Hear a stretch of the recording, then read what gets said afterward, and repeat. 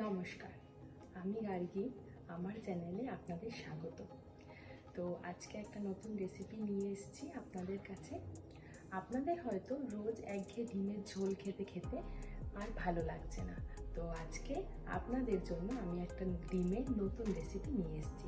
তো চলুন শুরু করা যাক। রেসিপিটা বানানোর জন্য আমাদের লাগবে সেদ্ধ ডিম, কুচানো পেঁয়াজ, ঘি, দুধ, টক দই, আর এদিকে কাজু বাদাম, সাদা তিল, আদা কুচনো, রসুন, চালমগজ, পোস্ত, কাঁচা লঙ্কা। আর ফোড়নের জন্য লাগবে তেজপাতা, শুকনো লঙ্কা, এলাচ, দারচিনি, সাদা আর কালো গোলমরিচ আর জিরে। তো চলুন এবার রেসিপিটা শুরু করা যাক। সবার প্রথমে আমরা ডিমগুলোকে একটু এরকম করে ফালি করে নেব, যাতে গিয়ে নুন হলুদটা ভালো করে ডিমের মধ্যে ঢুকে যায় এবং যে রেসিপিটা বানাবো তার স্বাদটাও ভালো হবে। এবার ডিমগুলোর মধ্যে একটু নুন আর শুকনো লঙ্কা দিয়ে একটু মেখে নেব। এবার কড়াইটা গরম হয়ে গেলে তাতে দিয়ে দেব তেল আর তার সাথে একটু 1 চামচ ঘি। এবার তেলটা গরম হয়ে গেলে তার মধ্যে দিয়ে দেব পেঁয়াজ কুচি।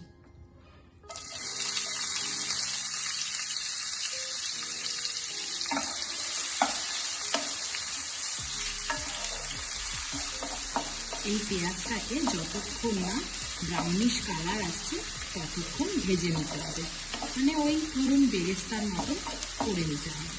পেঁয়াজের মধ্যে একটুখানি নুন দিয়ে দেবো যাতে পেঁয়াজটা তাড়াতাড়ি সেদ্ধ হয়ে যায়। তারপরে একটু চিনি দেব। এই চিনিটা দিলে পেঁয়াজটার মধ্যে একটা সুন্দর কালার আসে। যতক্ষণ পেঁয়াজটা ব্রাউনিশ কালারে আসছে আর একটু ভাজা ভাজা হয়ে যাচ্ছে ততক্ষণ বাকি প্রিপারেশনগুলো আমরা রেডি করতে থাকি। আর কড়াইতে তেল দিয়ে ডিমগুলোকে ছেড়ে দিলাম।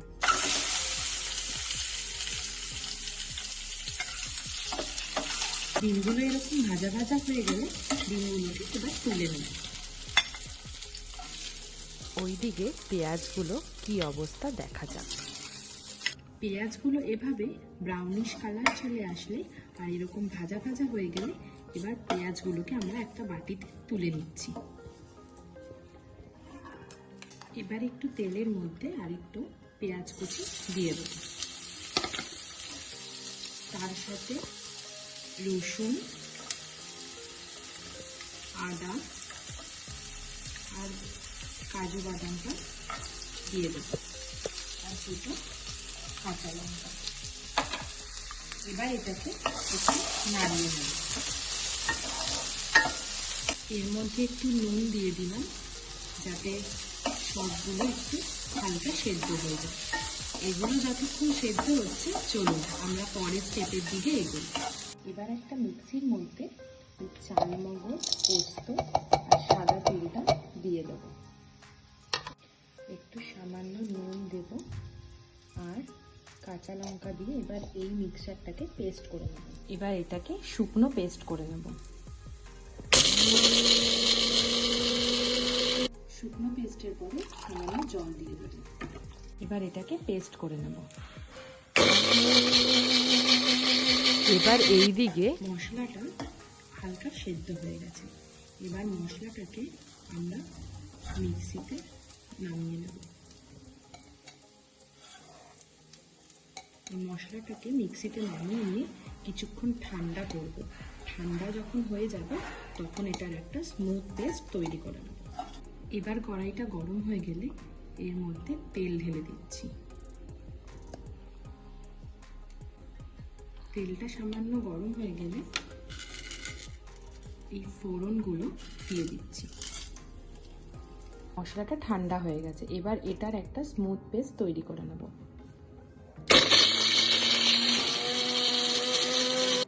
এবার পেঁয়াজ, রসুন, আদা সেই যে বাটাটা এইসব পেস্টটা আমরা দিয়ে দিচ্ছি, দিয়ে ভালো করে নাড়িয়ে দিচ্ছি। এবার এই মিশ্রণটা থেকে একটু তেল ছেড়ে দিতে থাকলে এর মধ্যে দিয়ে দেব নুন, স্বাদ মতো, 1 চামচ জিরে গুঁড়ো, 1 চামচ ধনে গুঁড়ো। ভালো করে নাড়িয়ে নেবে।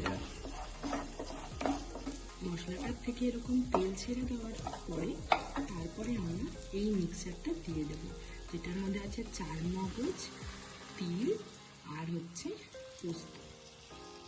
তারপরে এটাকে ভালো করে মিশিয়ে নেব।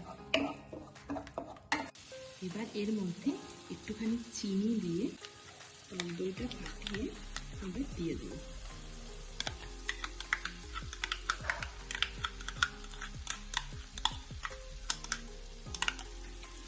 ভালো করে মশলাটার সাথে মিশিয়ে নেব। এই মশলাটা কিছুক্ষণ কষে যাওয়ার পরে আমরা এর মধ্যে দিয়ে দিচ্ছি একটু গোলমরিচের গুঁড়ো আর জিরে আর লঙ্কার সেই ভাজা মশলাটা। এই রেসিপি জিরে আর লঙ্কার ভাজা রেসিপিটা আমার চ্যানেলে দেওয়া আছে। আপনারা যদি বাড়িতে এটা বানিয়ে নিতে চান তাহলে আমার চ্যানেলে গিয়ে দেখে আসতে পারেন। এবার এটাকে ভালো করে নাড়িয়ে নেব। মশলাটার থেকে এরকম তেল ছেড়ে দিলে এবার এর মধ্যে আমরা দিয়ে দেব একটু দুধ।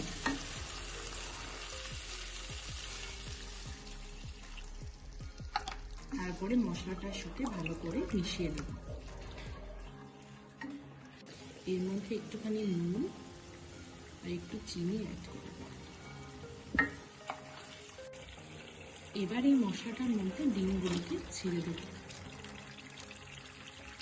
তারপরে ভালো করে নাড়িয়ে নিয়ে যাতে ডিমের মধ্যে মশলাগুলো ভালো করে ঢুকে যায় একটু নাড়িয়ে নেব।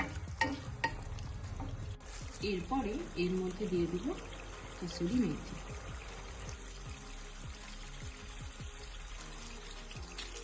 এবার 2 মিনিটের জন্য গ্যাসটাকে সিমিয়ে ঢাকা দিয়ে রেখে দেব।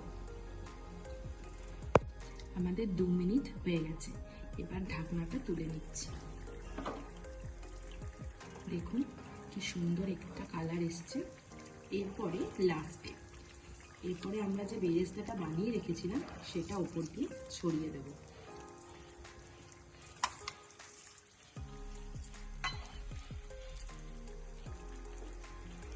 তার উপর দিয়ে দেবো একটু সামান্য ঘি। তারপরে গ্যাসের ফ্লেমটা অফ করে আমরা এটাকে আবার 2 মিনিটের জন্য ঢাকা দিয়ে দেব। 2 মিনিট হয়ে গেছে। এবার ঢাকনাটা তুলে নিচ্ছি। দেখুন জিনিসটা এরকম দেখতে লাগছে। এবার আমরা এটাকে বাটিতে ঢেলে নেব। তো এই যে দেখুন আমাদের এই রেসিপিটা খুব সুন্দরভাবে তৈরি হয়ে গেছে এবং দেখতেও খুব ডিলিশিয়াস লাগছে। তো আজকে আমি যে রেসিপিটা বানালাম সেটা আপনারা বাড়িতে অবশ্যই ট্রাই করবেন এবং আমাকে জানাবেন যে আপনাদের সেটা কেমন লাগলো। আপনারা তার ছবি কমেন্ট বক্সে পোস্ট করতে পারেন, আমি অবশ্যই দেখব এবং আমার খুবই ভালো লাগবে যে আপনারা রেসিপিটা ট্রাই করেছেন।